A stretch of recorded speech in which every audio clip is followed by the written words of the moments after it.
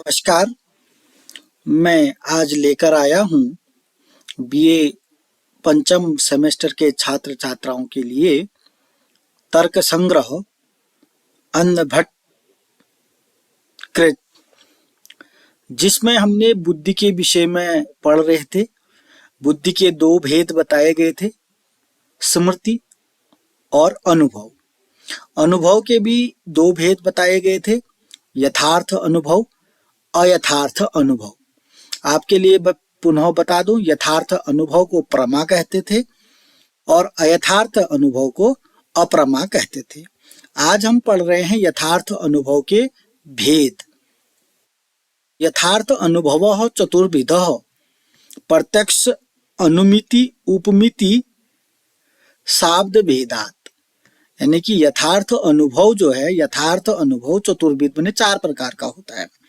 यथार्थ अनुभव के भेद। यथार्थ अनुभव कितने प्रकार का होता है? 4। यथार्थ अनुभव चतुर्विध। यथार्थ अनुभव 4 प्रकार का होता है। पहला है प्रत्यक्ष, दूसरा है अनुमिति, तीसरा है उपमिति, चौथा है शाब्द। तो यथार्थ अनुभव के 4 भेद हैं, जिनमें प्रत्यक्ष है, अनुमिति है, उपमिति है, शाब्द है। तत्करणम अपि चतुर्विधम, उसके करण भी। करण, यथार्थ अनुभव का करण भी चतुर्विध माने 4 प्रकार का होता है। इसी से मिलता जुलता यथार्थ अनुभव का करण देखते हैं। प्रत्यक्ष, प्रत्यक्ष यहां पर भी है प्रत्यक्ष। अनुमान, यहां पर अनुमिति है, यहां पर अनुमान है। करण कितने हैं? 4 हैं, प्रत्यक्ष, अनुमान, उपमान और शब्द। और ये जो करण हैं, ये यथार्थ अनुभव के 4 भेदों से मिलते जुलते हैं। ये जो यथार्थ अनुभव है उसको परमा कहते हैं, इसलिए यहां पर हम इसको परमा कह सकते हैं। प्रत्यक्ष परमा, प्रत्यक्ष परमा या प्रत्यक्ष अनुभव, प्रत्यक्ष यथार्थ अनुभव। तो प्रत्यक्ष परमा का करण क्या है? क्या है? प्रत्यक्ष है, सेम है। फिर है अनुमिति। अनुमिति क्या है? प्रमा है, इसका करण क्या हो जाएगा? अनुमान हो जाएगा। फिर है उपमिति। उपमिति क्या है? परमा है, इसका करण क्या हो जाएगा? उपमान हो जाएगा। तो अब यहां पर शाब्द है। शाब्द क्या है? प्रमा है, तो इसका करण क्या हो जाएगा? शब्द हो जाएगा। तो यहां पर यथार्थ अनुभव को परमा कहते हैं। मैं परमा कहते हैं तो यहां पर परमा ही यूज कर रहा हूं। तो परमा ये है, उसी के करण ये हैं। यथार्थ अनुभव 4 प्रकार का होता है, प्रत्यक्ष, अनुमिति, उपमिति, शाब्द। उसके करण, उसका करण भी 4 प्रकार का होता है, प्रत्यक्ष, अनुमान, उपमान और शब्द। अब मैंने जो यथार्थ अनुभव के 4 भेद हैं उनको परमा कहा।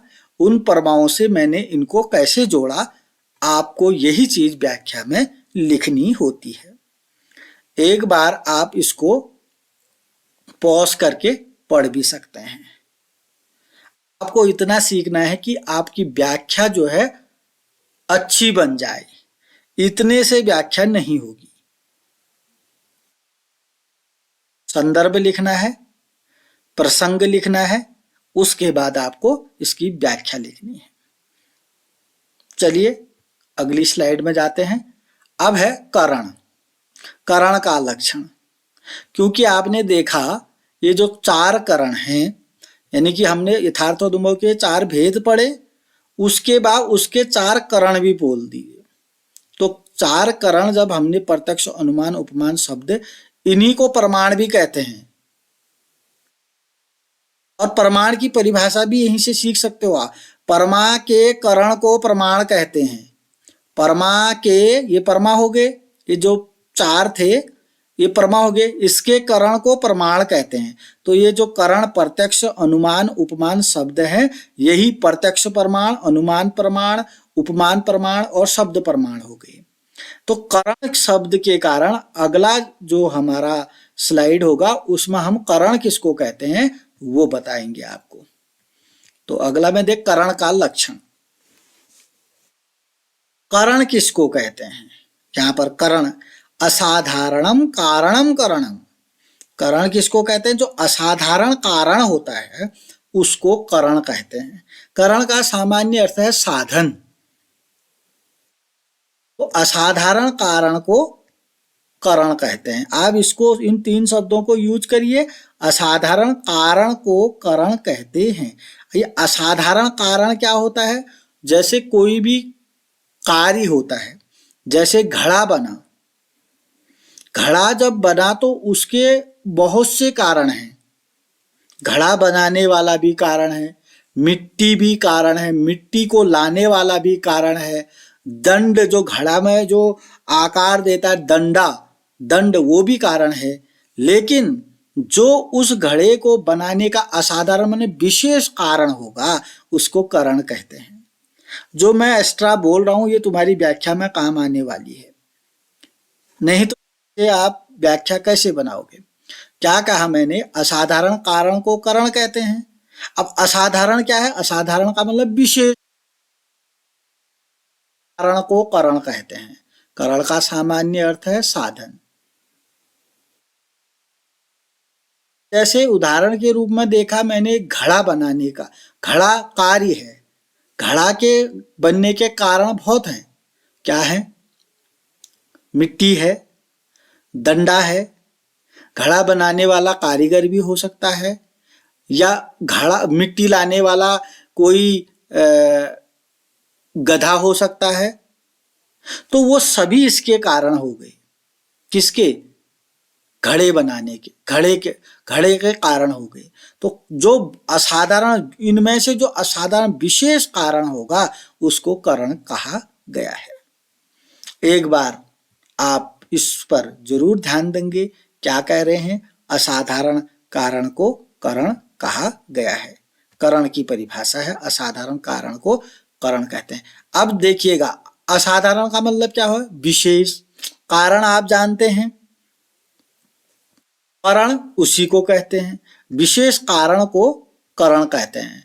पुनः बोल देता हूं, किसी कार्य के अनेक सामान्य कारण हो सकते हैं।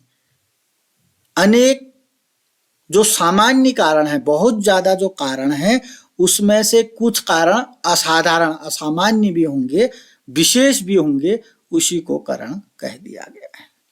आप चाहे घड़े का उदाहरण दीजिए, चाहे आप वस्त्र पट का, घट पट, किसी का भी उदाहरण दीजिए।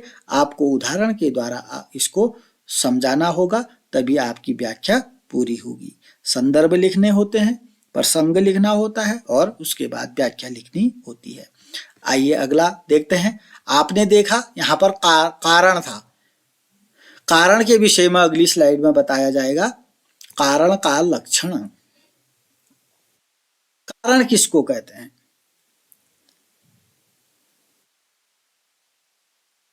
कार्य नियत पूर्ववर्ती कारणम। कारण किसको कहते हैं? जो कार्य का नियत पूर्ववर्ती, कार्य से निश्चित रूप से पहले रहता है। पूर्ववर्ती माने पहले रहता है, नियत माने निश्चित रूप से। जो कार्य से निश्चित रूप से पहले रहता है उसको कारण कहते हैं। चलिए आपको इसके विषय में बताते हैं। वस्त्र को कहते हैं पट। पट का कारण क्या हो सकता है? धागा हो सकता है। तो पट का कारण क्या है? धागा है। चलिए बताते हैं। घड़े का कारण क्या हो सकता है? घड़े का कारण हो सकता है मिट्टी। तो वही घड़ा क्या है? कार्य है। पट माने वस्त्र क्या है? कार्य है। तो उसका कारण क्या हो जाएगा? चलिए, वस्त्र का कारण क्या हो गया? धागा, तंतु, धागा। जैसा भी समझ पा रहे हैं आप वैसा लिख सकते हैं। पट तंतु लिखने की अगर आप जटिल समझते हैं, वस्त्र बनाने का कारण क्या होता है? धागा। कारण क्या हो गया? धागा। कार्य क्या हो गया? वस्त्र। कारण हो गया मिट्टी। कार्य क्या हो गया? घड़ा। तो आप समझिएगा, कार्य नियत पूर्ववर्ती कारणम। जो कार्य से निश्चित रूप से पहले रहता है उसको कारण कहते हैं। घड़े से पहले क्या था? मिट्टी था। वस्त्र से पहले क्या था? तंतु था, धागा था। उम्मीद करता हूं आप इसको समझ गए होंगे। कार्य से निश्चित रूप से जो पहले रहता है उसको कारण कहते हैं।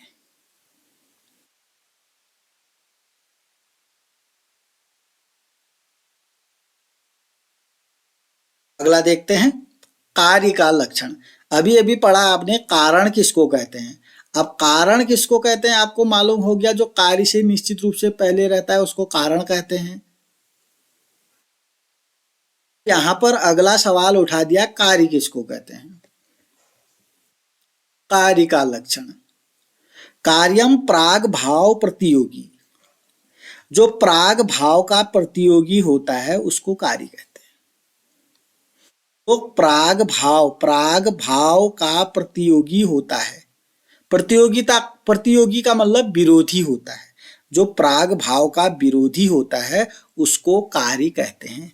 आपको पहले देखना है कार्य का लक्षण। कार्य किसको कहते हैं? प्राग भाव का प्रतियोगी को कार्य कहते हैं। प्रतियोगिता का अर्थ होता है विरोधी।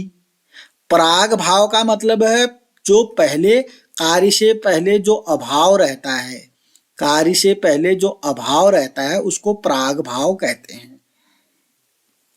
यानी कि पट से पहले, वस्त्र से पहले वस्त्र का अभाव था, ठीक है ना। वस्त्र से पहले वस्त्र का अभाव था, वही प्राग भाव है। और उसी के विरोधी को कार्य कहते हैं। प्राग भाव के प्रतियोगी को कार्य कहा जाता है। कार्य से पहले जो रहता है उसको प्राग भाव कहते हैं। कार्य की उत्पत्ति से पहले रहने वाला जो अभाव होता है उसको प्राग भाव कहते हैं। और उसके प्रतियोगी को अर्थात उस प्राग भाव के विरोधी को कार्य कहा जाता है। और कार्य और कारण को उदाहरण के रूप में अगर आप समझाना चाहें तो वही बता सकते हैं। घट और पट, घड़ा और वस्त्र कार्य हैं।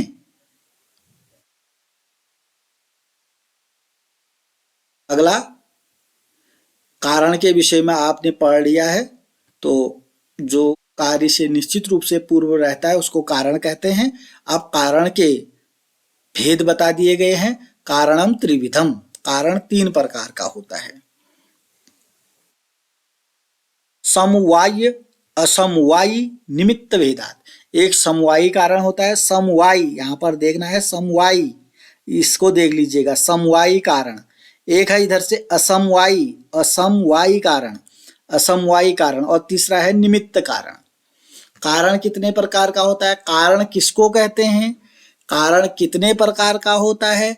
एक लॉन्ग प्रश्न, एक दीर्घ उत्तरी प्रश्न यहां से बन सकता है। इसलिए आप इस पर विशेष ध्यान देंगे कि कारण किसे कहते हैं।